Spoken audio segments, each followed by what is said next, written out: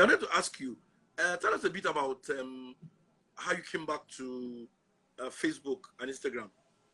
Oh, yeah. 2 days ago when you... I left Facebook and Instagram because I didn't like the toxic people. Okay. The toxicity has started again. So I'm giving them back what they need. They can't comment. If you can't comment, okay, there's some people in social media, they're called social addicts. When they can't comment, it can destroy their lives. They're crying. Okay, if you dare open comments, we will drag you. Dragging doesn't do anything to me. I just don't want the spam. Okay, if everybody's typing weary, I've seen weary on my comments that I actually put that weary, they disguise.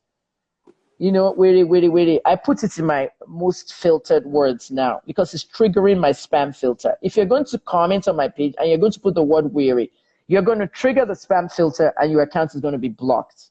So be careful what you type. I'm tired of it. Okay, the reason why I left is because Facebook company did not do anything about hate and misinformation. Misinformation is too much. Okay, Kim Kardashian started the campaign and celebrities froze their accounts. I froze mine too. So I left for 1 month. September 15th, I left. And I came back yesterday. I came back to Facebook yesterday and I came back to Instagram yesterday. And they haven't changed. They're still doing the same thing. Twitter, on the other hand, you can post a tweet and nobody can comment on it. Only you or whoever you tag.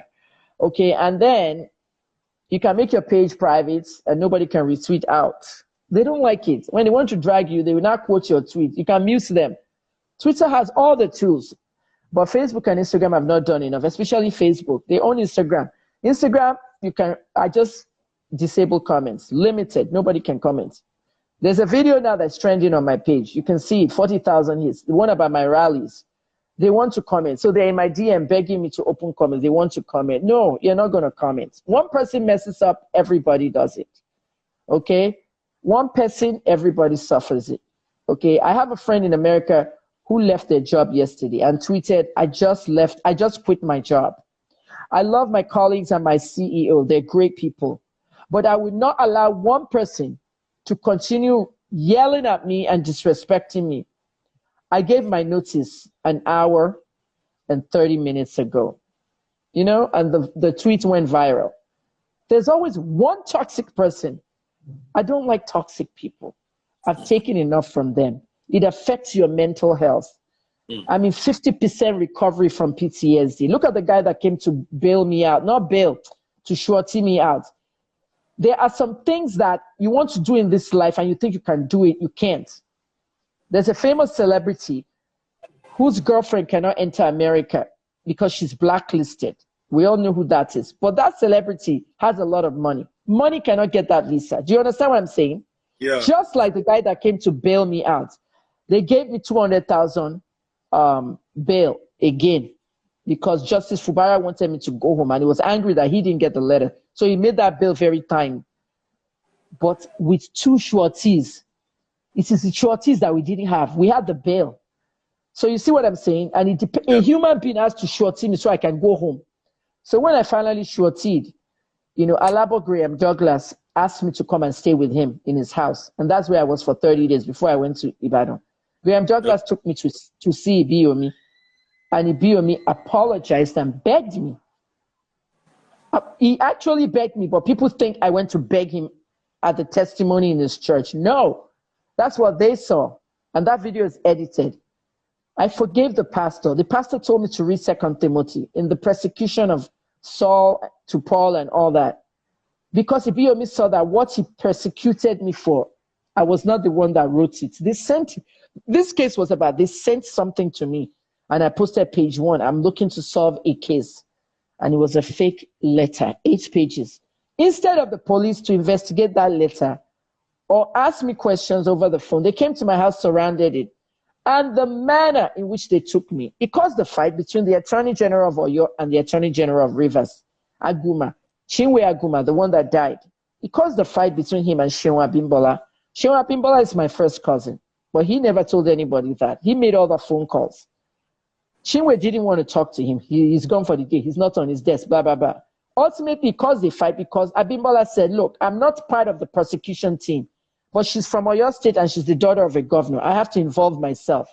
Okay? Being my first cousin, even though they didn't know, The reason I have to involve myself is as an attorney general, this case should have been in Ibadan, Federal High Court. Don't you agree, Sheye?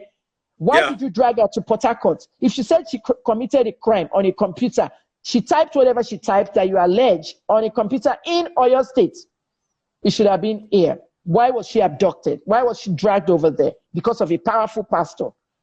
You also have me cursing out Daddy Freeze and everything. And then the same thing I'm saying about SARS now. People came to my, KEMI talk now, KEMI talk. I worship at the BOM's church on Sundays. I know the relationship I have with him.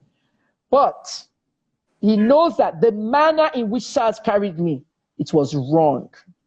It was wrong. That manner was wrong. So at the end of the day, please, they brought light, so I have to mute my TV. Sorry. Okay. So at the end of the day, Sheye, at the end of the day, the most important thing is that people want to use you for clout, and I don't allow clout. So I will not let anybody involve me. I spoke out. Oh, KEMI hasn't spoken out. Daddy Freeze. Daddy Freeze is my friend. He's my junior brother. And I told Ifedayo, I said, I'm going to do a video and I'm going to ask Ibiyomi to apologize because you don't know tomorrow. Okay, he said you don't have a father. We know your father because you grew up in Ibadan. Okay, the Olaringes grew up in Ibadan. Their mother is from Europe. Their dad is alive. And I heard my own pastor saying, he doesn't have a father. Who is his father? So I was not happy. So I did a video asking Ibiyomi to apologize. You know, those things, they will not apologize now. That's just for sure. Sure, you understand. But I know that if I get old one day, or I'm not here today, I'll put that video on the internet. That issue, because it's not good. If anything happens to Freeze now, and then here I am. You know why I said that at that time, Cheye? I said that at that time because I knew what was coming.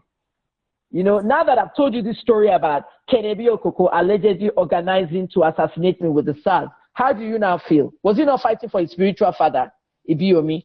Some people say, okay, maybe Ibiyomi was even on the plan. The pastor doesn't know anything about that. But at the same time, it was me they were arresting for, Abi.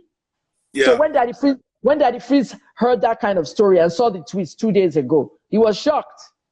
Okay, because that's the reason why you have to apologize and withdraw all these threats.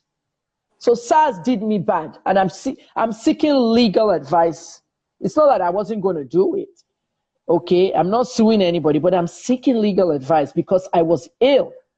I had post-traumatic stress that cost me my business. I lost my business, HNN Africa. If I was not in the prison for Christmas, that third arrest, I may not have lost HNN Africa. The domain was gone. GoDaddy was prompting me to renew my domain. It was not renewed, and I lost hnafrica.com. Assets were gone. Advertisers, everything. I packed up and I changed my name to KEMI OLUNLOYO on Twitter. And that's why I don't have a verification sign anymore, because you lose that when you change your name. So at the end of the day, Twitter is going to put the verification back.